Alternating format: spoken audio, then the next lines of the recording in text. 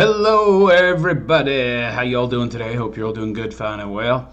So, it's been a long time. I haven't used this channel in ages, and my apologies for that. To any subscribers who wonder where the hell I've gone and don't know what's been happening. So, first of all, I got my original YouTube channel reinstated a while back, the one that got banned years and years ago, like back in 2017, that this one was supposed to replace.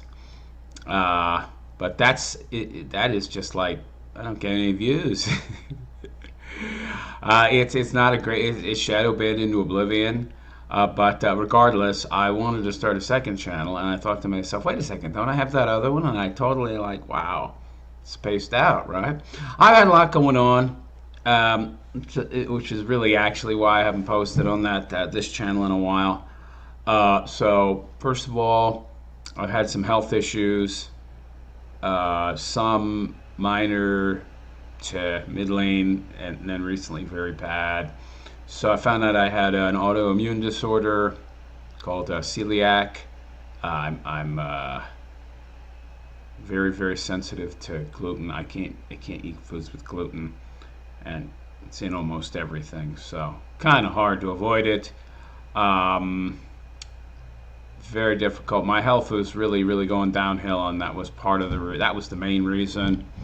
And when I found that out, it was like, And then I went on an all carnivore diet, and then recently, a few months back, I moved to Billings, Montana, for work. But in the process, I got really badly injured. I didn't know it was bad at the time. Deep but not large wound in my leg above the knee, my right leg. But a few weeks into my new job, it turned septic.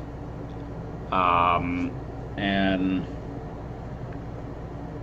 sorry, this heater came on. I'm using a laptop here.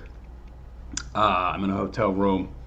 The laptop, I'm using the camera's microphone. It's extremely sensitive.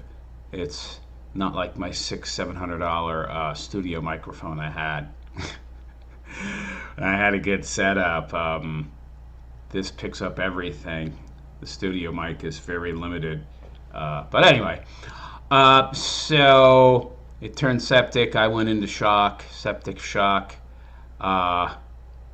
Coma. The injury was so bad, it was constantly producing this pus that smelled like, well, excrement. They had to, put a suction bag onto it to suck it all out, and there were a lot of blood clots. One of the blood clots went to my heart. Had a heart attack. I nearly died, so that was fun. Didn't have any near-death experience, though. You hear people talk about these near-death experiences, and it's like, I didn't get that. Why didn't I get that? That would be cool. With the fucking tunnel, and you see all your dead loved ones. I ain't got too many of those, but I could think of a few. I had one great uncle I liked. I had a great aunt on my father's side that was okay. There were a few people, family-wise, that I wouldn't mind seeing again. Like, hey, how you doing? I didn't get to have that. I get the near-death experience without the near-death experience. Are there no perks in this world for me? But anyway, seriously though, it wasn't fun. Spent about a month in the hospital. I've been out about, been 5 weeks now, about. I'm a mess. I'm a real mess. My knee it's getting slowly better. Yeah, the wound was above the knee, but it damaged the tendon. And they had to cut it more to lance it, and so they could suck all that crap out. So it really did the tendon bad. It damaged it bad, and knee keeps popping out. Can't put a lot of weight on it yet. My heart is the big problem. I mean, the way I feel overall. I mean, if you know anything about septic shock, that's like number on your whole system. My heart has been the biggest problem. I was feeling pretty good. No, was I feeling pretty good? I mean, comparatively to how I was. I was feeling like I was getting a little better. And then I started to try to exercise, which I've been doing for about 3 weeks. I only waited 2 weeks after getting out of hospital to start trying to exercise. And I jumped back into it too quick, doing too much, and now I feel like crap. But I feel a little better today than I did yesterday. And so it was, I think, just, you know, too much. So I'm going to rest. I'm not going to do any exercise. And then when I feel a lot better, I'll get back into it, but more slowly. Like half of what I was trying to do, or maybe even less, maybe a third. And that way, probably a third, and every other day. And that way I'll manage my recovery more. I've always been overly ambitious to a certain extent when it comes to, you know, my physical fitness and such, because I do have pretty good genes for stamina and endurance sports and just athletics in general. But anyway, it's been so yeah, that's what's been going on. I stopped making content, period, for a long period of time before coming to Montana because the celiac, my autoimmune disorder was just getting so bad, and I just had no energy. And then after that, I was planning to move here to Montana, and I made the move because I couldn't find work. I had a job. It's a decent job. It was a holdover from my business overseas. The contract ended, and I couldn't find anything in Phoenix. And then I was doing my research, and I found that Montana has one of the top labor shortages in the nation. Like, they can't find anybody to do anything here. They can't find anybody to sweep a floor. I mean, this state, there's very little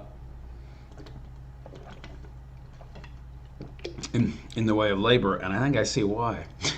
Now that I've been here a while, I don't like it too much. When I started looking at it, I was looking first at practical considerations.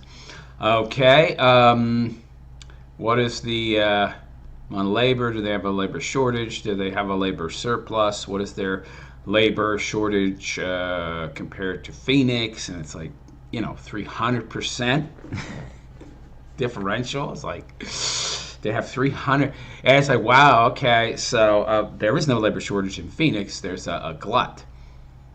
So it's like, okay, they have a huge labor shortage here. That's good. So if I do get a job there and it doesn't work out, I got plenty of opportunities to find something else. And then I started looking at the population and the culture and the ethnicity of the people living here. I don't think there's anything wrong with wanting to live amongst people who are like you culturally, who are like you politically, who are like you to a certain extent ideologically, although I don't really follow ideologies per se, but most people do. Most people aren't too good at thinking for themselves. They tend to follow an ideological framework of some kind. And so I looked at the, general population's political and social, cultural views. Do these match with mine and the, broad strokes? And yeah, to a certain extent. Now, there are a lot of hicks, too, unfortunately. And, what are you going to do? It's Montana. More bulls here than people, and a lot of ranchers and farm hands and ranch hands, actually, I should say. So, what do you expect, right?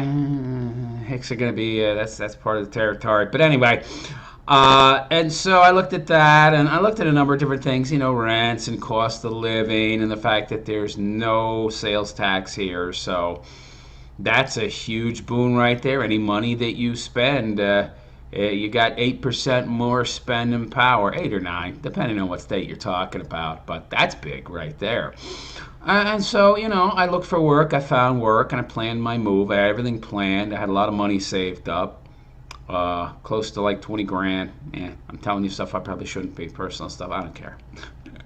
Always been good at saving money. Always had a nest egg. I've always been very conscientious in that regard. Good at planning. Old dude, what do you want? We're always going to have some kind of like, backup plan or some kind of safety net that we ourselves have created because, I'm a red pill guy. I'm based as F. I know there ain't nobody there to get me there to save me, generally speaking. So I get prepared and I'm going good. So set up my housing. That's one thing you can't plan ahead of time, really. I tried very hard to find housing, but these redneck local hillbilly hicks are not very much flexible, shall we say, in their mindsets and their ways of doing things.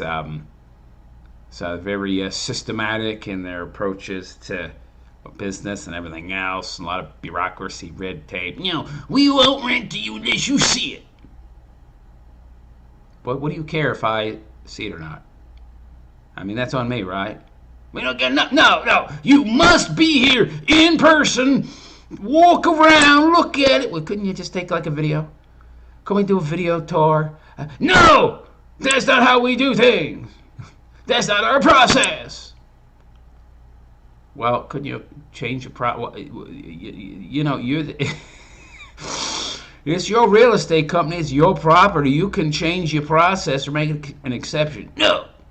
I guess their way of thinking is that if you're not there in person, you're not serious, or maybe you might not like it when you see it in person, but what does that matter?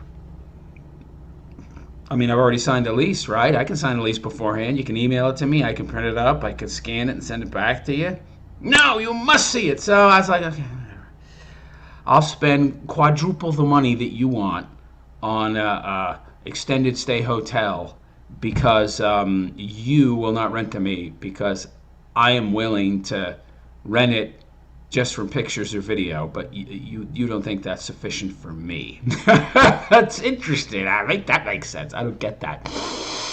But okay, so they're deciding for me that that's not enough for me. So I set up the temporary housing, got here, start working. I don't want to get into the accident itself. It's stupid. So mundane. But, my leg got cut. I cleaned it as best I could, but it was actually much deeper than I first thought. And so it was bad. I mean, this. At first, it was this purplish goo that just started spurting out. And it was like, what the fuck? When they lanced it, I was like, what is this stuff? It stank to high heaven. It was bad. It was bad. Anyway, I almost lost my leg. Really, I almost lost my life. And now I'm just a mess. I mean, the heart attack's bad enough. I don't know what kind of damage, because septic shock, it attacks your whole body. From what I understand, the way I understand it, your body goes into kind of like an overdrive to fight whatever infection is there, but it also attacks and ends up damaging your system. So I don't know how long it'll take to recover from that, let alone the heart attack. Heart attacks, even relatively minor ones, can take months to recover enough from to, be feeling just meh. The septic shock could take years or never. I'm pretty resilient, good constitution. I think I'll mostly recover. It'll take time though. But I just wanted to post to this channel, let you guys know where I've been, what I've been doing, and generally speaking, why I haven't been posting. First, had the celiac I was dealing with, then the move, and so that's a lot. And then this illness, and now my subsequent attempts to recover, which are not going so well. So I wanted to ask anybody out there who is still a subscriber to this channel to consider making a donation to help me out. I can't work still. This is actually a hotel room I'm in. It's a cheap hotel. It's not the worst. I've stayed in worse. I lived in Cheney, like it's a pretty bad places there, some real dumps. But this is, it's mid-lane. It's not the worst place. The room is okay, actually. Some of the clientele, a little sketchy, because it's not the most expensive hotel. But it ain't cheap either. No hotels are cheap. This isn't the one I stayed in originally. That I didn't even get the... Well, I did pay, even though I wasn't there. Ended up in the, ICU. That's part of the reason.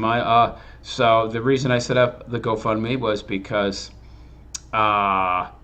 when I lost my contracted position, I lost my insurance. I didn't think to renew it. I didn't think to continue it. You have that option. Even if your position goes away, the insurance doesn't necessarily. You can still continue to cover the premiums. I was just so busy with other stuff. It didn't see. You never think it'll happen to you until it does happen to you. So that in and of itself was my fault. The accident wasn't. That was an act of God, but that was my fault. So I got like $100,000 of medical bills. There was some stuff I had to pay out of pocket. Then, of course, 3 months of temporary stay hotel rent. A month of it I didn't even avail myself of, but I was, comatized.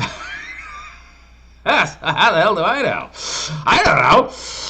Oh, jeez. I just carried over. And so, broke pretty much. All my savings gone, even though I had a pretty good amount of savings. I was well prepared for my move. But this is the thing. Acts of God, you can prepare for them to a certain extent. That's what insurance is for, right? But that was my only error. But anyway, yeah. It's the accident has hobbled me. My heart has hobbled me. As you can see, I look terrible. I know. Oh, another thing, this crappy hotel every night at like midnight or something, that freaking fire alarm goes off for no reason whatsoever. They said they're going to fix it, but they ain't fixed it. So I'll be here another, I don't know, few weeks. So if you guys could help me out in some way, I'd appreciate it. That's what the GoFundMe thing is for. That's what it's for, right? Charity. And I'm asking for charity, yeah. Ended up in this situation for the most part through no fault of my own. Not asking for a handout, but a hand up. So helping someone like myself is not enabling. So if you could kindly make a donation, you'll find the GoFundMe link in the description. Also a Cash App link. Cash App is free. It's it's free insofar as like sending and receiving money. So in that sense, probably be better than GoFundMe. It really doesn't matter. I don't care. Whichever one works for you. GoFundMe is probably easier. A lot of people aren't comfortable downloading new apps, and most people aren't familiar with Cash App, so they're not comfortable with it. Whatever works for you. So please consider making a donation. It would really help me out a lot to get back on my feet. And one other thing, if you could offer some kind of suggestions as to what to use this channel for. I don't want to double post. I don't want to post my main channel, which is not doing well, because that's the channel I had back in 2016. It was banned in 2017. Because I was speaking too much truth, and that's the truth in and of itself. I wasn't doing the usual fake R-pillar, talk about the symptoms of the problem, and instead of addressing the actual root cause itself. And so YouTube is gonna promote my content in the algorithm because I'm not talking about the issues, just the symptoms of the issues, not addressing the cause. No, I addressed the cause. So that channel is shadow banned into oblivion. I still post on it, but I want to post on this channel again as well. But I'm not sure what I should be posting. People in the hallway, and I don't know. The walls are thin, and here's some people outside. And, I don't know. You hanging outside my door? What are you doing?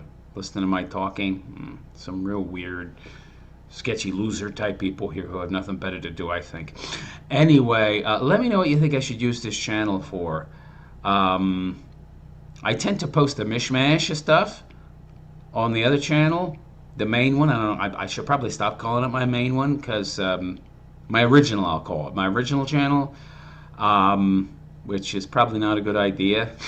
Most people have a channel. It has a very specific subject criteria, subject matter. So instead of mishmashing it, I should split the stuff up. So should I use this channel for political stuff? Or should I use that channel for political stuff and I post my philosophical stuff here? I don't know. Let me know in the comments. And again, please consider supporting me. I'm in a bad way. As bad as I look, I feel worse. So on that note, I'm going to head out. I am the Realist Philosopher, and I wish you all a good and pleasant day. Take care.